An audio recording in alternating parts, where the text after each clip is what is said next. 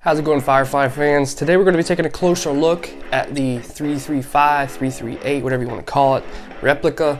We're going to be taking a deeper look into this thing because I want to see how it's built, some of the measurements, and I'm going to show you a little bit closer detail, what people don't show you in reviews, just so you know what you're buying and what you're getting. Now for $140, you're getting a pretty awesome guitar. First when they, started hitting the market, I can't say when they first came out, but when they started blowing up on the market, when I found them, they really weren't known. So I found them and got one, and this guitar was beautiful and it's amazing, right? No flaws in this one. I wish I could say that about the new ones. They're trying to get quality out over quantity out over quality, and they need to slow down a little bit. That's just my opinion, and focus on what they're doing. Because this guitar is a Firefly, and this thing is amazing, right? And when I opened it and did an unboxing, all those impressions were real. Wasn't paid, wasn't saying that just because.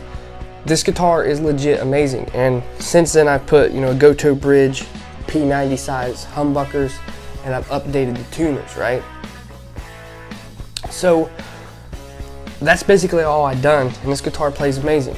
And I want to show you guys in depth what inside looks like, what the pickup cavities look like.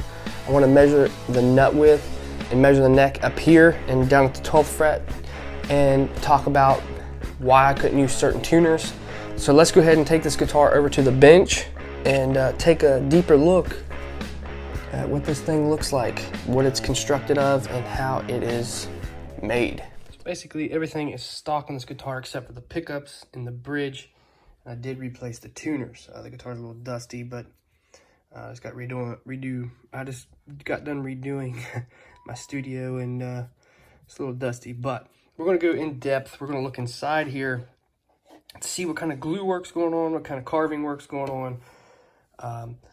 We're gonna pull these, see what's going on in there, which you guys already seen these if you see me do the upgrade on this.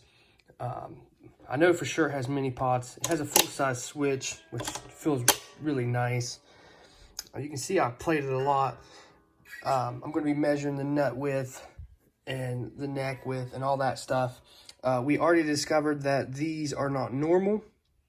The spacing between these are not normal. You cannot use in line that's hooked together like the old vintage style white knobs, like they're on Les Paul Juniors.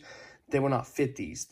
They're too wide. You can go back on my other video where I made a Firefly Awesome, this particular guitar, and you can see that it would not fit. So I had to go with this style tuner, individual tuners. I replaced the truss rod cover with this, got to put the 2 bolts in it. But it is a Firefly guitar. Like I said, it is dusty. But yeah, let's go ahead and get the measurement tool out and go in depth and see what we got. Measure the nut width in millimeters. That's in millimeters. 2nd fret. You're at 44.49. Let's go down to the 12th fret. Looking at it, you can see that up here's skinnier and it gets wider as it comes down, which I kind of like that anyway. Kind of gives you like this cowboy chord, easy. And down here gives you something to grab a hold of. Usually an Epiphone bridge fits these perfectly. There's no need to measure those. Anything Epiphone will fit these. Let's pull these up and see what the cavity looks like inside. We know the fretboard is fake rosewood, engineered rosewood, but I made it look a lot better. I have a trick on my channel to do that. As you can see, the bolts are cheap. I did take the pick guard off, changed the knobs out. We're going to pop these out, and then we're going to go look inside the body to see what it looks like, because I seen a picture on the Firefly website, and it's got me curious what mine looks like. So let's go ahead and pop these out, take a look in them, and see what's there.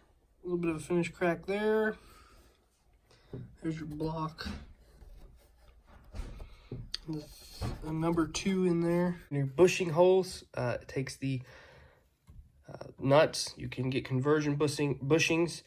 The headstock is a little big. That's one thing I did notice with this guitar. The headstock is really big. Don't know why. It's like really huge and stocky. I think they should cut that down a little bit. The headstock angle is dang near almost straight. As we can see, the binding is cheap plastic, which you expect that as a, you know, out of a budget guitar. Cheap plastic. I kind of like how they aged it a little bit, I guess you could say. It's just the color of it, you know, the clear, and how they did the multiply binding effect. Kind of makes it look aged, makes it look better. The frets, they tend to dull out real quick. These are polished, and usually cheaper guitars, they tend to dull out really quick. Now, I noticed on my my builds that I do from BYOB, you polish the frets, they stay polished. I don't know what kind of fret material they're using. They're probably using really cheap fret material. But other than that, the finish, there's no finish flaws, okay? This is well played. I have a review on my channel of it. This is one of the first models that came out because this is before they blew up and got real big, right? So the finish on this guitar is legit. Like, it's amazing. Like, there's no flaws in it. It's beautiful, right? There's the back of the headstock. Get you another angle of that. So this guitar has no flaws in it. All the frets are straight. There's no problems with the frets. They all look good. I did change the truss rod cover out because it looked jakey. Like I said, I got to put 2 bolts in there. Got to change the nut just because I don't like that nut. Let's go ahead and take a look inside of these F-holes and see what we got.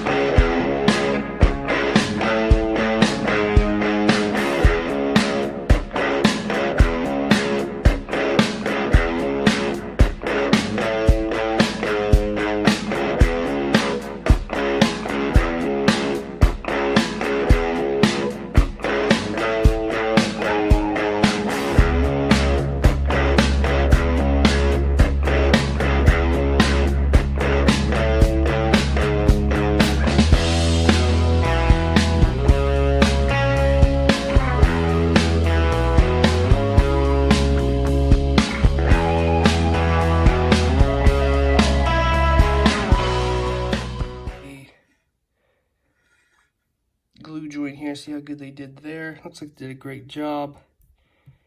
Really get grease on my fingers. Just take a look at it right here. So that is basically what it is. I'll let you be the judge. Honestly, for $114 or $140, you are getting a pretty good buy. Now, what I want to do is buy a Harley Benton style guitar just like this, maybe get in the same sunburst, and do a comparison video, do a versus video, and continue to do that with other brands and see which one comes close to being the best. If that is something you guys are interested in, make sure you like this video, make sure you share this video, because these videos help me continue to do these tests, continue to do versus videos, continue to see which budget guitar is the best. Now, a lot of people think I'm against Firefly because I recommend other guitars, but I'm all about being a budget-friendly person. And Firefly Guitar is an awesome guitar company, and these guitars are awesome. So I'm not steering you away from them. I just want to see who makes the best budget guitar for the money.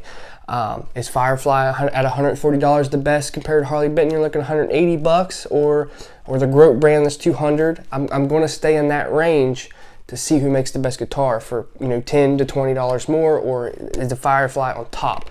You guys want to see that? Give it a thumbs up, leave your feedback in the comments below. But I hope you guys enjoyed this video. I'm Ronald Jr., and I'll see you guys next time.